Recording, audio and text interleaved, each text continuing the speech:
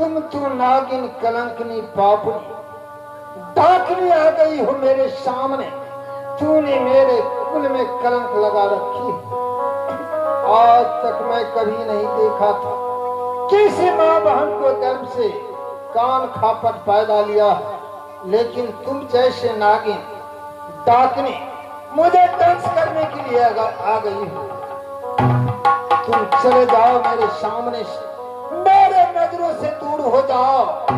तुम जैसे कलंकनी को अब मैं देखना नहीं चाहता, और तुम मेरे महलों से यानी मेरे नजरों से दूर हो जाओ। और बिजली सिंह, जितने भी नवी वस्त्र पहनी हुई है, जितने भी आभूषण लगाई हुई है, सारा शरीर से उतारवा लो और फटी कपड़ा पहना के उसे जाओ अपने बाग में एक झोपड़ी बनवा दो और वहां नित्य दिन उसे खाना पहुंचाओ और यह बाग को साफ सफाई करके रखेगी। बाग पंछी को ना बैठने देगी। ठीक है महाराज, अब तो स्वाद नहीं चलेगा। इससे मैं खा दूंगा। क्या महारानी जी, यही होना चाहिए। इसे नजर से दूर कर देता हूँ। क्यों नहीं? महल में रहने लायक नहीं। अब तो किशोरनाथ, ऐसे कुलक्ष्मी तो कदा भी नहीं रहना चाहिए। एक कौन का बेटी सोचता था मैं रानी महारानी बनूं। अरे बिजली सिंह, अब क्या देख रहे हो? इसे जेल से ले जाओ, राजा साहब के सामने से और मेरे भी सामने से। ठीक है महारानी जी, आप जा सकते हैं महाराज। ठीक है।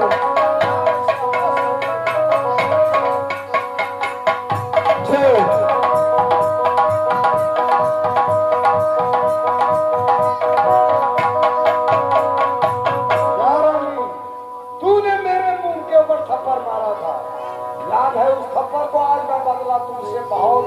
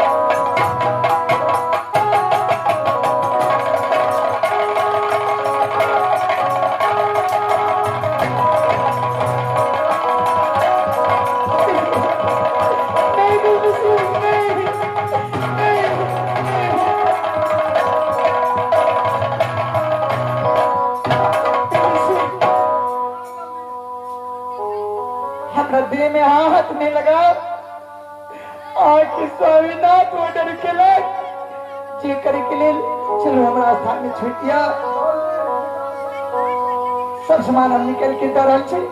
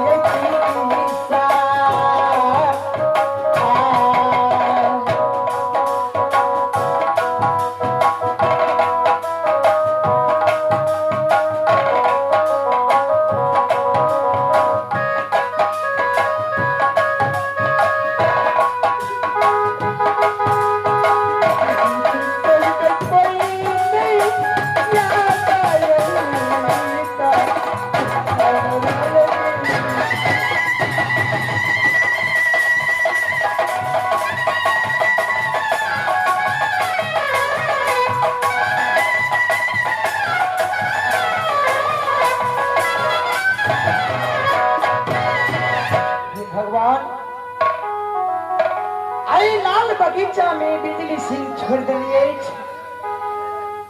का दिन से भूख प्यास से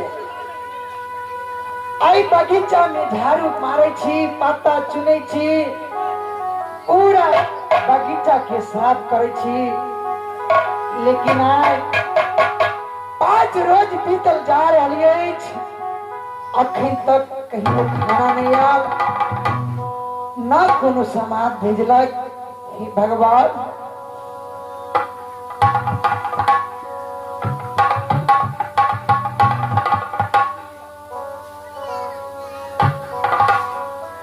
भगवान कोना कोना के दुनिया यहाँ चलिए पेड़ भूजी कोना कोना के दुनिया यहाँ चलिए विधना लिखल पठलिया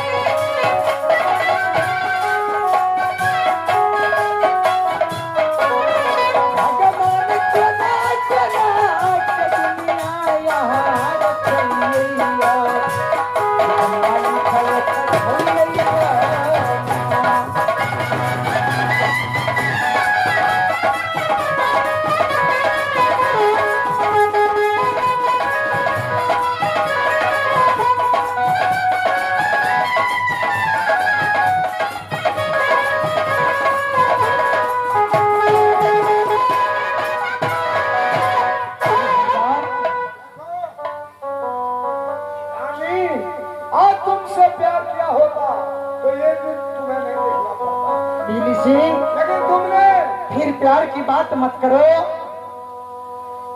यह कुलमती कलर नहीं अभी भी गिरा नहीं है चाहे मेरा सांस में प्राण रहेगा तब तक मैं झूठ नहीं सकती हूँ ठीक है तुम अपनी अकल त्यागी हो तो अब मेरे हाथों तुम पर गई हो मैं जो कहता हूँ वही करो खाना खाओ तुमने बगीचे को बहुत साफ सफाई की है और यहाँ से तुम्हें जीवन भर फुर्सत नहीं मिल रही है इसलिए तुम्हें अभी राज दरबार का लालसा भूल जाओ बस अपने देखना भूल जाओ चलो चाय पियो आती हो या मैं तुम्हें मार के खिलाऊं जल्दी चाय उठाओ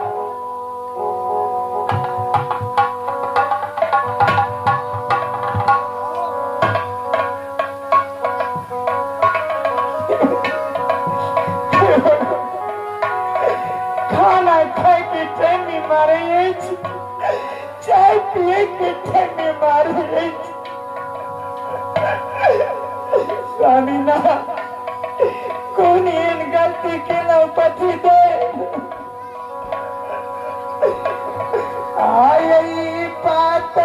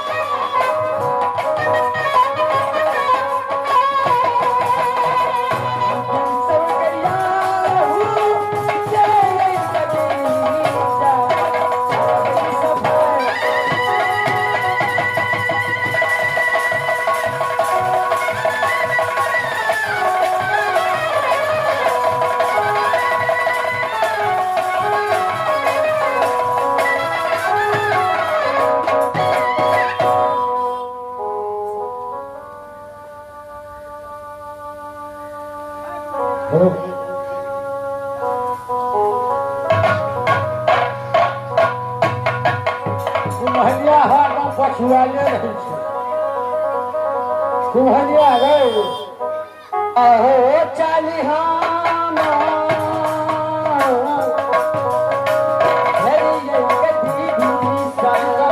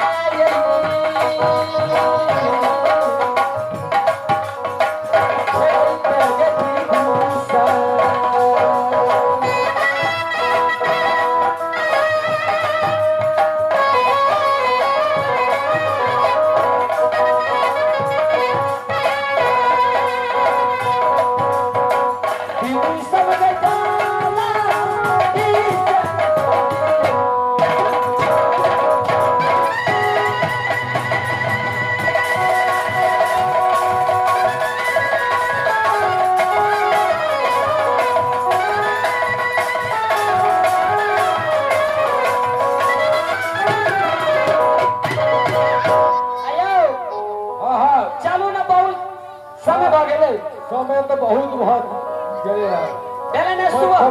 कते दूर छै ने जे अपना सब जैसे ये तो थक दे बड़ी दूर छै ना। हाँ चलो चलो जल्दी चलो।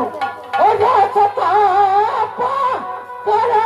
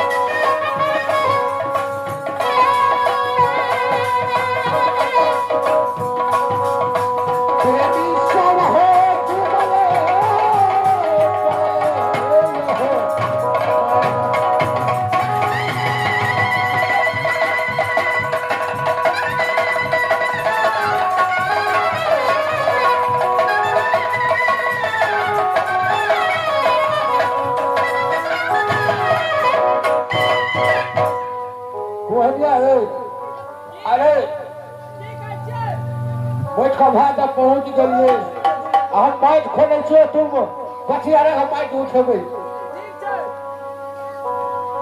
रख पछिया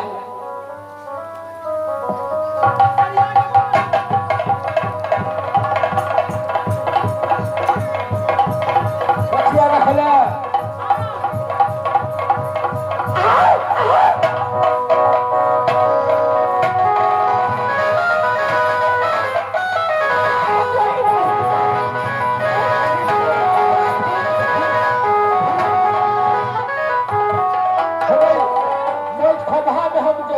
माइट खना गेलिए तो भूत जगह कोने छलै भूत छै अच्छा रहता फिर हम जाइ छी खोन देखिए